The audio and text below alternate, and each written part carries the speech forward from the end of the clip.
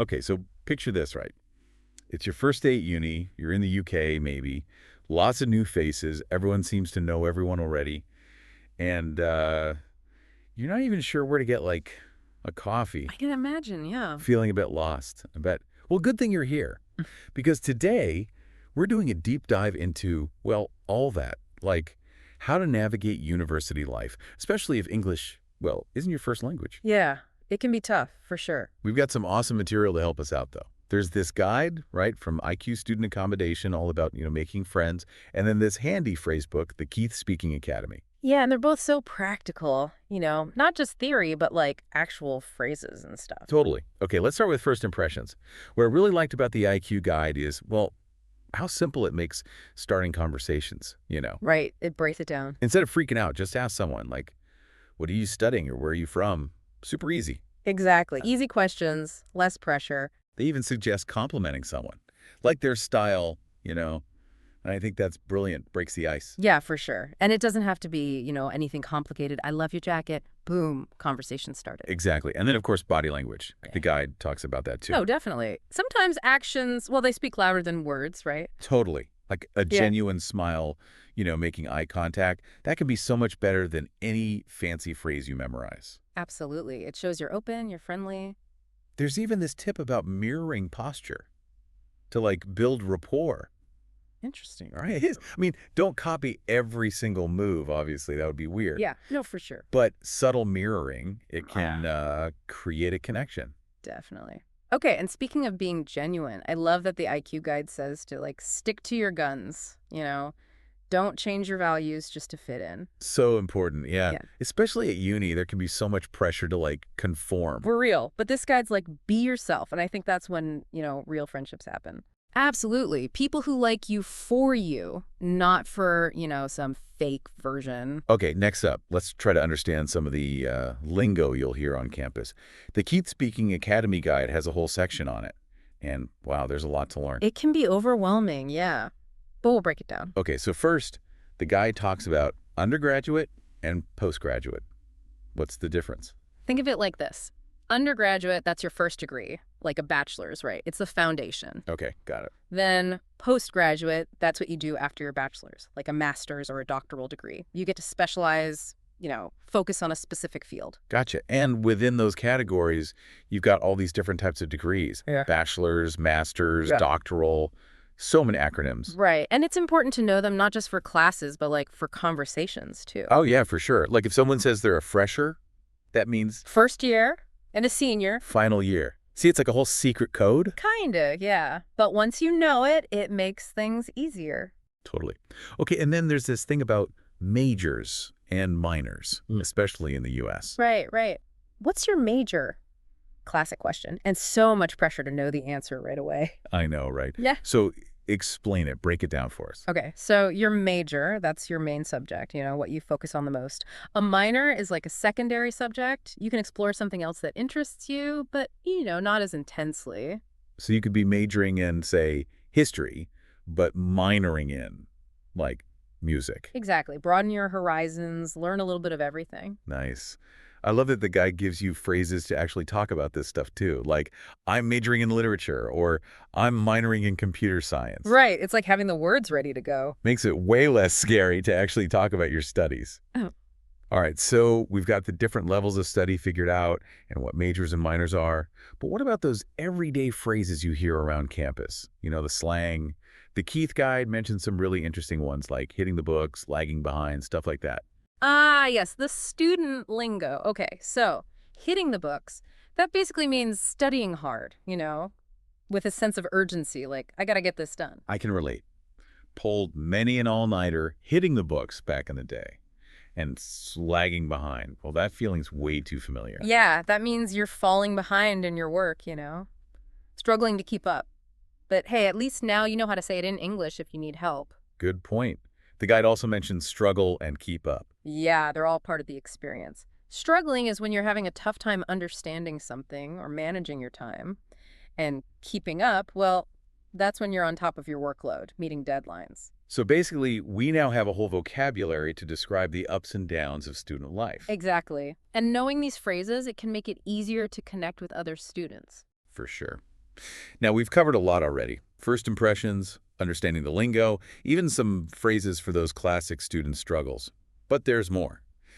So stay tuned for part 2 of our deep dive, where we'll explore even more tips and tricks to help you thrive in this crazy world of university life. It's going to be good. Welcome back. We're diving deeper into uni life today, giving you the phrases, the tips, the stuff you need to not just survive, but actually enjoy it. And we're focusing on practical stuff, right? Yeah. The everyday situations that can feel kind of scary when you're still getting used to, well, everything. Right, especially the language. Exactly. Yeah. So think about those moments when you're just trying to figure out the basics, like where to get a decent coffee or what to even order in the cafeteria. Oh, yeah, those small things can feel huge when you're in a new place. Totally. And what I like about the IQ guide is it says to use those moments to connect with people. Like, don't struggle alone, just ask. Makes sense. Everyone was new once, right? Most people are happy to help. Right. The guide even gives you some phrases, like, where's the best place to grab a coffee? Or what's your go-to in the cafeteria? Simple. And those simple questions can start a conversation, maybe even a friendship. Love it.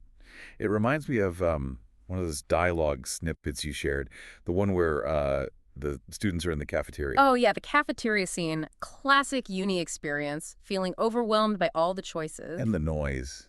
So many people. Yeah. It's a lot. Yeah, it can be. But that scene shows how just observing, listening to others can help. Right. The first-year student, what was his name? Adil. He's lost, but then he hears some other students talking about their, like, cafeteria hacks. And it clicks. He doesn't have to figure it all out alone. Exactly. So he's like, excuse me, I couldn't help but hear, what's the best way to navigate this place? And they're happy to share their tips, the hidden gems on the menu, how to avoid the long lines. It's like unlocking secret knowledge just by asking. And it proves you don't have to be afraid to ask for help. All right, let's talk about group projects. That can be fun or a total nightmare, depending on the group. Oh, yeah, collaborative learning, they call it. The dynamics can make or break it. So true.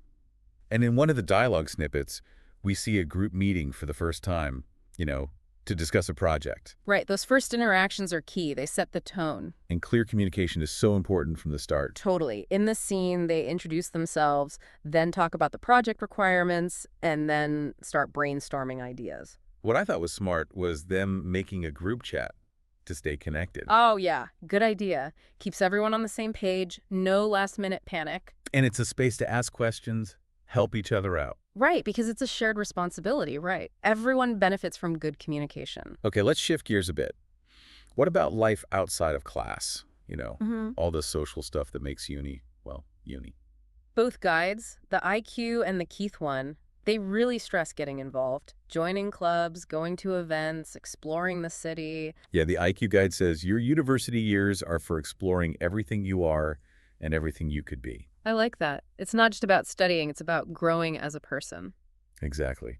And those dialogue snippets, they show how those social interactions can happen, like the one where Adil is at the club's fair. Oh, yeah, he's a bit unsure at first, doesn't know where he fits in. Right, then he finds the debate club booth. And he's intrigued. Yeah, he admits he's never debated before, but the club members are so welcoming. They explain how it works, how you can, improve your public speaking, think critically, meet new people. So even though he's nervous, Adil decides to try it out. And that's the great thing about uni. You can try new things, step out of your comfort zone. Who knows? Maybe Adil will discover a hidden talent for debating. Yeah. Or find his passion in something totally unexpected. Speaking of stepping out of your comfort zone, let's go back to that Keith Speaking Academy guide. There are some phrases in there that, well, they might feel a bit intimidating at first, especially if English isn't your first language. Yeah, for sure. Like pulling an all-nighter, cramming for an exam, acing a test, all that student slang. It's all part of the culture. Knowing these phrases helps you feel like you belong. Yeah. So break them down for us. Pulling an all-nighter, what does that mean? Staying up all night, studying, usually before a big exam. Not something to do all the time, but, we've all been there. Oh, yeah, definitely. And cramming. Trying to learn everything last minute. Not the best strategy, but hey, sometimes you do what you gotta do. And acing a test. That's when you do really well. Feeling of victory after all that hard work. Exactly. And the guide gives you phrases to talk about those feelings, like, I feel good about this exam, or I'm really struggling with this concept. It's about having the words to express yourself, talk to your professors, your classmates. Okay, let's talk about accommodation. The IQ guide gives a good overview of the options. Yeah, they break it down into dorms, private flats, and living at home. Right. Dorms or residence halls, those are usually big buildings on campus, lots of students living there. They usually have different room types, single, shared, all that. Good option for first-year students, instant community. Plus, they usually include meals and laundry, which makes life easier. Then there's renting a flat, often shared with other students, More independence, you get to experience life off campus. but more responsibility too. Finding flatmates, paying bills, cooking, cleaning. And then some students stay at home with their family. Save money, stay close to your support system. But you got to think about the commute and whether you can fully immerse yourself in uni life that way. It's about weighing the pros and cons, finding what works best for you. And no matter where you live, the IQ guide says to be clear about boundaries. Communicate with your housemates. They even say, if people eat your food without asking or want to copy your work, don't accept it. Set those boundaries. Stand up for yourself. The important skill, not just for uni, but for life. Okay, let's talk about something that's often overlooked. Getting support when you need it. It's easy to feel overwhelmed, especially in a new place with so much going on. And you don't have to go through it alone. The IQ guide says to check out the Student Well-Being Center. Yeah, they usually have free counseling, workshops on stress, time management, all that. And they help students who might be feeling homesick, anxious, or struggling with other mental health stuff. Seeking help isn't weak, it's actually a strength. It's about taking care of yourself mentally and emotionally, just as important as the academic stuff. And it's part of creating a positive experience at uni. Before we go to the final part, I want to highlight something both guides talk about: giving yourself time to adjust. It's easy to get caught up in the excitement, but it takes time to find your place, build those connections. The IQ guide says give yourself some love. So important, especially when you're feeling overwhelmed or homesick. Yeah, be patient with yourself. Celebrate those small wins along the way. They also say feeling lost or out of place sometimes, that's normal. Everyone goes through it, and talking about it can actually bring you closer to others. It's about being vulnerable, realizing we all have those ups and downs. All right, we're back for the last part of our deep dive. We've talked about so much, first day nerves, all that uni lingo, group projects, the social scene. It's a lot. It is, yeah. But we've also talked about, getting support when you need it and remembering you're not alone in all of this. Exactly. But before we finish up, I want to go back to something both guides really emphasize, that whole thing about giving yourself time to adjust. Yeah, I mean, starting uni is exciting, for sure. But finding your people, your place, it takes time. Right. And I love how the IQ guide puts it. Give yourself some love. Yeah. So important, especially when you're feeling like homesick or just overwhelmed. Totally. It's like be patient with yourself, acknowledge the tough stuff, but also celebrate the small wins. They also say feeling a bit lost, out of place, that's totally normal. Everyone feels that way sometimes. And talking about it, well, can actually help you connect with others. Makes sense. Being vulnerable, realizing we're all in the same boat, that can bring people together. Okay, so as we wrap up this deep dive, I'm curious, what's like the one piece of advice, the golden nugget you'd give someone starting uni? That's a good question. I think it would be this. Be open to the unexpected. Ooh, I like that. Because uni is a time for exploration, right? Academically, personally. You might surprise yourself, the friends you make, the subjects you end up loving, the things you discover about yourself. It's like embracing the unknown, letting yourself be surprised by the journey. Exactly. Don't be afraid to try new things. Step outside that comfort zone and see where it takes you. It's an adventure. Okay, so we've focused a lot on practical tips, phrases, all that, but uni is more than just checking things off a list. Oh, for sure. It's about so much more than that. What would you say it's really about? I think it's about the connections you make, the knowledge you gain, and, the person you become in the process. Well said.